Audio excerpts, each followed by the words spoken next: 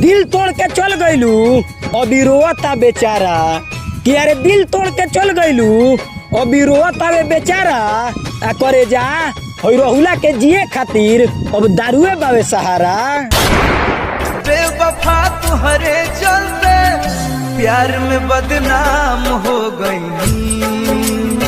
प्यार कइले रहे तहरा से आ तू कहत रहलू कि कबो छोड़ी हम मत अकेला कि अरे प्यार कइले रहे तहरा से आ तू कहत रहलू कि कबो छोड़ी हम मत अकेला आ करे जा तब काहे है रहुला के दिल से तू खेल गइलू खेला। प्यार में दागा मिलल मारल बहनी गम के गौवा के लोगवा पागल कहे हमके। प्यार कइले रहे तहरा से तो लोग मारत रहे ताना कि अरे प्यार कइले रहे तहरा से तो लोग मारत रहे ताना आ करे जा तोहरे खातिर छोड़ देलस जमाना। अरे करे जा याद पारो ई रहुला तहर दीवाना।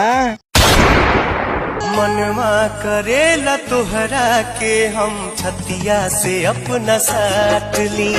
तो बस भाई लोग राहुल नाम के शायरी वीडियो यही जी खत्म करतनी। आई होप की वीडियो देख के तारा लोग इनके बहुत अच्छा लागल हुई। अगर अच्छा लागल हुई तो एगो लाइक कर दियो हमर दे। हमारा चैनल पर नया हो किया तो सब्सक्राइब कर दियो। मिलल जी फिर से एगो दूगो नेक्स्ट वीडियो में। तब तक के लिए एगो बहुत इंपॉर्टेंट बात बता दी, अगर अपना नाम के शायरी वीडियो बनवाल चाहता रहो तो नीचे कमेंट करो या फिर पर्सनल शायरी वीडियो बनवाल चाहता रहो तो जी देखो व्हाट्सएप नंबर दिखत है ऊपर, व्हाट्सएप पर कॉल या मैसेज करे के बाद मिलल जी फिर से भी हम। तब तक के लिए बाय।